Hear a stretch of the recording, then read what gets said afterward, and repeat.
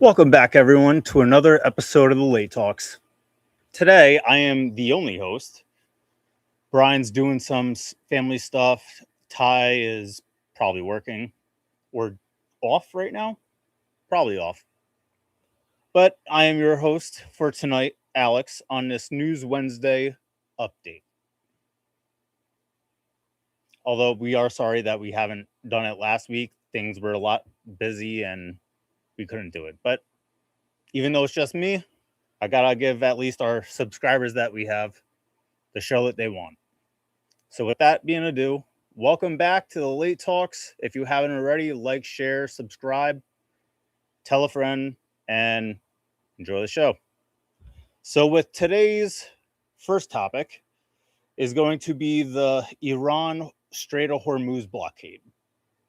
So the recent news is that instead of all these ships that are trying to get to Iran to fill up with oil, Trump supposedly said that there's about 120 oil cargo ships that are on their way to the Gulf of America because we have a lot of fucking oil. And so if we sell it, it will probably help lower our deficit in the country from, what is it right now? I think it's like 35 trillion. I could be wrong. It's probably more now. But I mean, hey, you don't have to take my word for it. Let's pull up a clip right now. Never mind. Because it is actually an article from Reuters. Thought I had a video. I'm sorry, everyone. Next time I will. So, said from the president's mouth himself, supposedly, he said this Saturday that there are many tanker ships that are en route to the Gulf of America. There are some news sites that are saying it's possibly 120. But also that this came from an aftermath of like a senior U.S. and Iranian official that met on Saturday. So it's part of like the talks that they're going on. And since Iran doesn't want to budge with opening up the strait and like helping out the rest of the world because Iran just doesn't care about anything except for the regime, then basically that since Iran doesn't want to play ball right now, not only does having all these supposed 120 cargo ships that are coming to the U.S. to get fuel from us or oil so that they can make it into fuel or whatever they need it for. Not only does that help us out, but also it hurts Iran because the oil is their main, what's the word I'm looking for? It's their main production or cash commodity. There we go. It's their main commodity that they sell to the rest of the world or whoever buys from them, which I think is like Russia, China, and then probably a few other countries, if I'm not mistaken. Someone in the chat couldn't help me out with that. But since it's their main commodity, there's actually news articles that this blockade is actually hurting Iran because since it's their main commodity that they sell, and since they're not selling to anyone, and also that the U.S. naval fleet is blocking Iran from sending out any of their merchant ships or any of their oil or cargo ships to any of these other countries. Now it's bankrupting them. So now they have a choice to make on whether if they actually want to make a deal with the U.S. or if their best move would be to keep up the war, even though it means that the actual citizens of Iran are going to get hurt the most.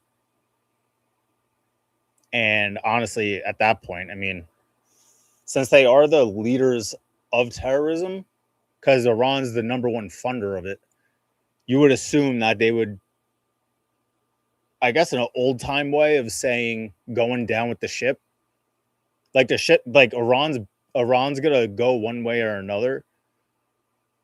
Hopefully that we don't have to do anything more, and they'll actually, although actually, you know what? Thinking about it now and speaking it to all of you, We always say we don't negotiate with terrorists, which is basically what the leadership in Iran was. We still don't know about that, so I can't be positive, you know? I'd be lying to you if I said it was. But I guess, and I gotta stop playing with this. Pause. Yeah, I think the U.S. is gonna have to probably keep up the blockade until they actually make a deal. Two, they're with the tankers coming over, or the leadership might end up holding out until, honestly, the end, until they have no more money, no more leverage, and they're just flat broke. Also, if any of you remember when Trump said for the citizens to rise up, that not only did the US actually send weapons to Iran to get dispersed out to the citizens so that they can rise up along with the US when we started this. It turns out that when we handed the guns over to the Kurds that were in Iran, instead of dispersing them out to the citizens there, they just kept them for themselves.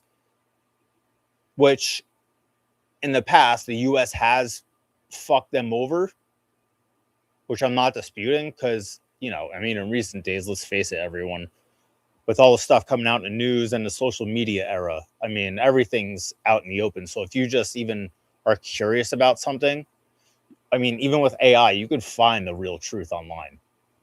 So, I mean, in terms of listening to politics, I'm getting off track. I'm getting off track. I'll get back on track. Anyway,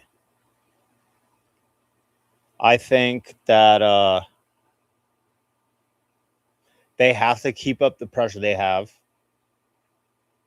I'm glad they didn't hit any of those major facilities that had to do with infrastructure for the citizens, because that would have been a massive blunder. But also, I want all you to know that to fix all of this, this probably isn't gonna, the war will probably be fixed, but in terms of helping Iran get back to where it was in, I believe that, was it the 70s, 60s and 70s? I want to say. It's going to take a little bit of time because for 80 something years, don't quote me on it, they have been under the regime's thumb, basically. So they're going to need some grace. I don't know. What do you guys tell me in the comments what you think? I could be wrong. I'm open to hear anyone else's thoughts on what the outcome should be. What do you think should happen? Who should do what? As long as it's reasonable. But I mean, if you're siding, I wouldn't say siding with Iran. I'd say siding with the leadership there that are causing all these problems.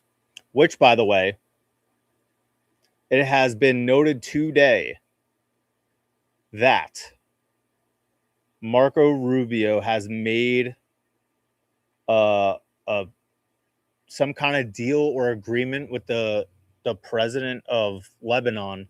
So now it's going to take a little bit of time, but they're going to be getting rid of Hezbollah that's in Lebanon so that Israel could stop bombing the fucking shit out of them. Because I'll be honest, I would have thought that they would have been interested with the war in Iran that us Americans are helping them with. But instead of helping us with that, they're like, oh, no. We're going to go over here to Lebanon and focus on that. I mean, I think Marco Rubio went over there, honestly, just to make that deal so that Israel would stop bombing the shit out of them. But that's just my opinion, you know. What do I know? I'm just some low-level fucking security dude trying to get by and doing this with my buddies that I met randomly 1 year ago? A year ago, yeah. A little over a year ago. And here we are. So thanks to you guys for whoever stayed around. All right, next we have Mr. Nick Shirley. Now, I don't know how many of you are up to date with any of the Nick Shirley news, but he has been making waves. He has been making waves in California. And when I mean waves, I literally mean that this kid is literally like exposing so much. He exposed daycare. He exposed what was it? Elderly daycare, any kind of hospice, a ton of hospices. I mean, Jesus. There was I think he showed there was one clip where he went to a motel and almost every single room, and there had to have been maybe 1, 2, 3, 4. I'd say probably 15 on each side. So if it's like a square, yeah, a square. That was a fucking rectangle. I don't know what I'm drawing. If it was a square, so yeah, it'd probably be about 15, split between 2 floors. And almost every single one was a hospice, but they didn't have any patients there. It was more like an intake kind of middleman. So that got exposed. Childcare was also a fucking problem there. Where like even some places have like kids there, but there were no adults around, which is wild. I mean, to think that like you would see kids playing in some kind of fucking alley behind the apartment or whatever kind of building it was and not get the cops called on them, that's insane. Like actually insane. And then not only as Nick Shirley is, completely destroying Gavin Newsom because now his polls are like getting wonky over there in California. And there's a new Republican mayor running for Los Angeles. So anyone over in LA, vote for this Republican guy coming up. But yeah, I mean, he has just been embarrassing Gavin Newsom. I mean, and so since he's been doing that, not only he got a act or basically a law put against him. So it's called the Stop Nick Shirley Act. California has turned socialist just like New York. And I'm sorry, New Yorkers, but that free grocery store or whatever that's going to be made next year, that's just going to fail probably within a month. Actually, no, I'd probably give it 2 weeks. You guys are going to realize how expensive those prices are because it's a free grocery store. Not only will those be expensive, but also you will be paying for the actual grocery store. So congratulations, New York. Your taxes are going to go way up because of this plan to build this grocery store. Excuse me. But California is attacking basically free speech in a way of journalism, investigative journalism. Yeah. As a criminal act. How in the hell does that make sense? I mean, it's incredible. Who would have thought that at, let's say, 10 years ago, 2015, 16, I was in college right after graduated. Anyone that went to school or just graduated and was going into investigative journalism as a journalist or like some big newspaper, You could go around, find, any kind of corruption in New York or California just from like talking to the right people. But now this even hits mainstream news reporters and big magazines and stuff and newsletters that do investigative journalism in California. So if you even try to poke your nose into any like business that's doing any kind of wrongdoing, you are now liable for either like $10,000 fine, misdemeanor charge, which means you're going to be paying court fees and a fine, or even jail time, which is fucking nuts. Coming from someone who grew up in the early 90s, when I mean early 90s, like 93, those days were probably the best days to grow up in. I would even go to say probably early 2000s. Yeah, early 2000s was great, let alone that we were all being lied to and we didn't know about it. But that's only because of modern age and technology. But man, growing up in those times, now California's doing like passed a bill about investigative journalism, which is crazy. Which is how most, like, even up until recent times, how we found out most of all this news was literally people writing articles that they found out information about corrupt or immoral things, and now you'll get thrown in jail for it. Crazy. And New York, oh my god, unrecognizable. I never thought that New York would be a place that during the winter they don't have snow removal, but they're paying citizens to shovel the snow. It's like, what the fuck were the snow removal guys doing? Now, I'm sure they were probably told something to like not do their job, even though they're still being paid, which doesn't make any sense.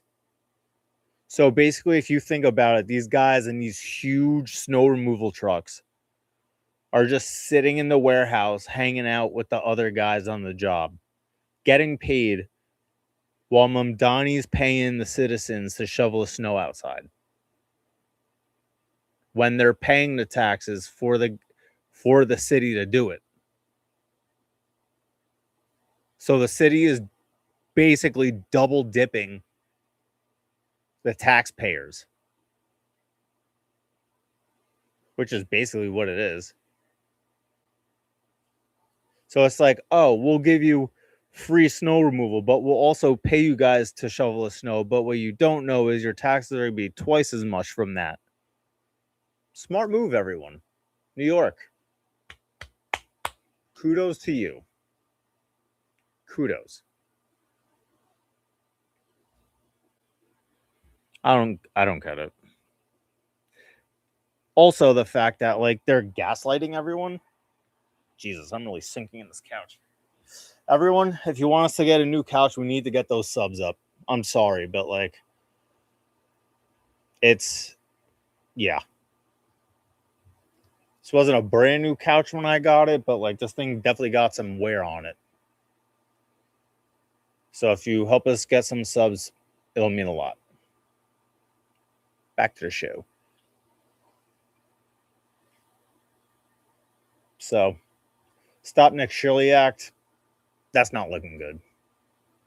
For any news, there's gonna next, because of that act, a lot of newspaper, you're gonna watch, everyone watch. There's gonna be a lot of newspapers and media, social media, or even mainstream news companies that are gonna start axing their investigative journalists. in California because now it's going to be a fucking crime there. So congratulations, California. You just axed another working class that are going to have to move out of the state now. So nice job. All right. This is actually going faster than I thought. So maybe my rambling helps. Even if this one is like a half hour, it's just a quick little update, you know? Maybe I'll throw in some different news too.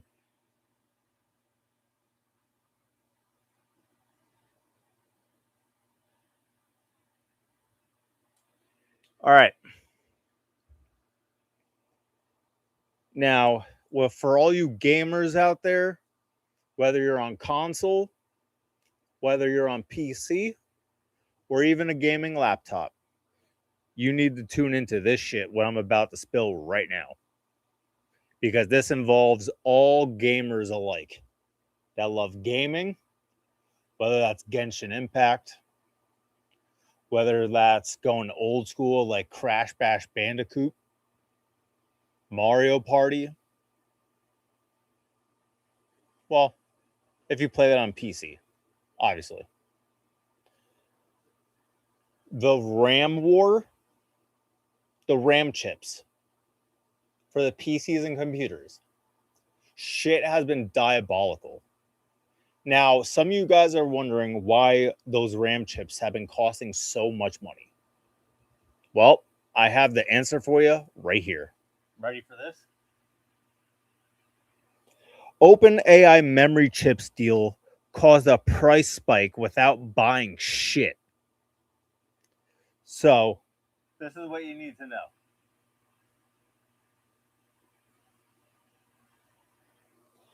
OpenAI signed letters of intent with Samsung and SK Hynix for 900,000 DRAM wafers monthly. Now, I want you guys to keep that in, right? Keep that, guys. Keep that in the back of your mind.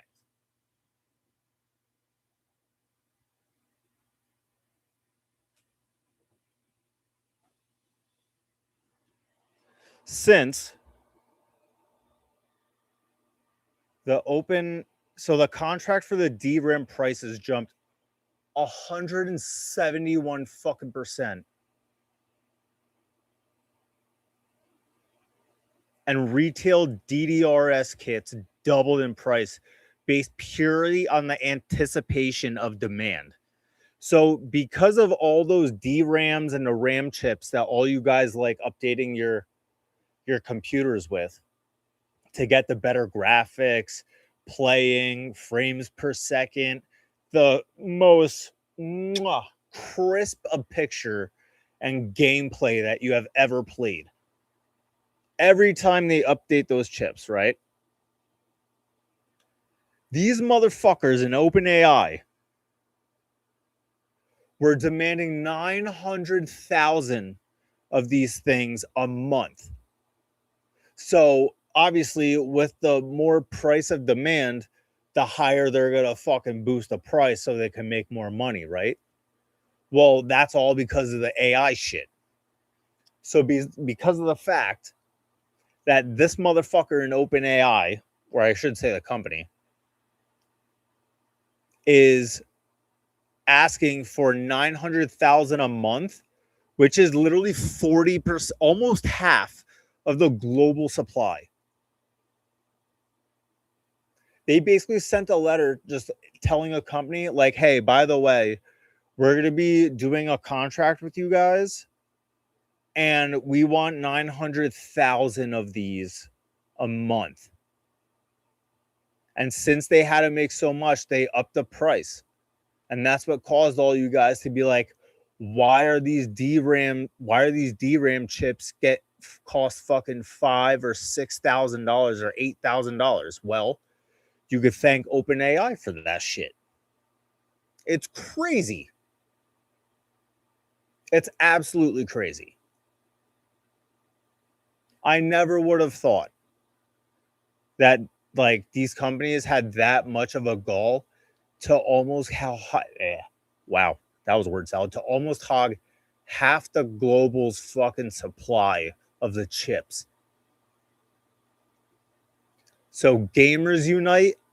What you gotta do is, along with everyone else, and this ties into these data centers. That's the reason they want all this shit. All the data, the DRAMs, RAM chips, Hynix, all those chips are going toward the data centers. And that shit's going to boost your energy prices. So while you like gaming, your electric bill is going to go through the goddamn roof. So if you don't want that to happen, revolt against the data centers, unless they're going to have their own mini nuclear shit. What's the word I'm looking for? Nuclear engine? No. Plant? Yeah, nuclear plant, like a tiny one, more up to date than the one we have now, so that they keep their own power and it doesn't affect the grid so that your electric prices go up. So talk to your local, I wouldn't say congressman, mayor, council, because for New Jersey, we already have 48 data centers. Now, I just found that shit out today while I was preparing for this podcast. Not gonna lie, could have prepared a little better, but still learning here. And you're all learning with me. But yeah, that should be crazy. What else does it say? Oh, so also the Abilene Stargate data center expansion was canceled in March due to bad demand and forecasting and financial problems with Oracle. So also that's why all you guys who like using Sora, that AI generator, that's why they went bankrupt too.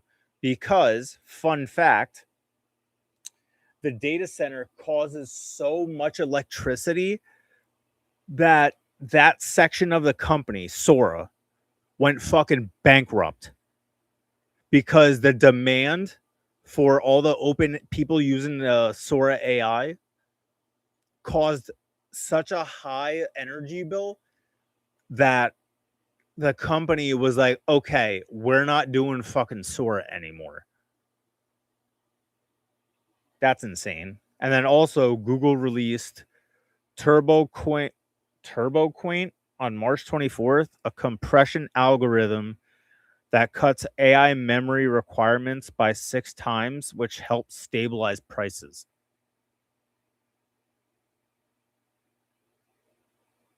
Now, anyone in the comments, please let me know what the hell that means, because I honestly don't. But I will be looking that up, I'm sure. Also, plenty of new games coming out too, gamers, while we're on the topic. I want to know what all you guys are into. Let me know in the comments. I might even join your party sometimes because I like gaming quite often. Lately, I've been playing some Battlefield 6, if anyone does that. I do have to buy a new controller because mine's got that fucking stick drag. Man, I'd be sprinting too hard.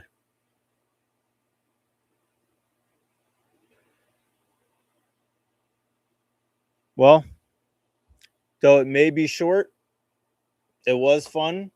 And to anyone that was hanging out with me in here, thank you so much. Don't forget to like, share, subscribe. Please, I know even all you people hopping through here, don't stay till the end. But if any of you guys stay to the end, and I appreciate all of you that even just pop in for a minute or two. If you're in up to this point, please hit the subscribe button so that we can grow. Because once we hit that first benchmark of 500 subscribers, what I'm going to tell the other guys is we're going to make a t-shirt. Just one. The first Late Talks t-shirt. And we're going to send it whoever is going to be the 500th subscriber. So all you people that are going to be watching this episode, and stay into the end. If you get to the end, please hit that subscribe. And if you end up being the 500th subscriber, because we'll just end up going right down the list. If you're the 500th subscriber, we will send you our first made Late Talks shirt. And luckily, there is a place close by that makes t-shirts, so we can definitely do it. So until next time, don't forget to tell a friend, to tell a friend, to tell a friend. That was kind of gay. I'm not going to lie. But I stand by it. I am who I am, and I ain't changing. Thank you, everyone, and we'll see you next time.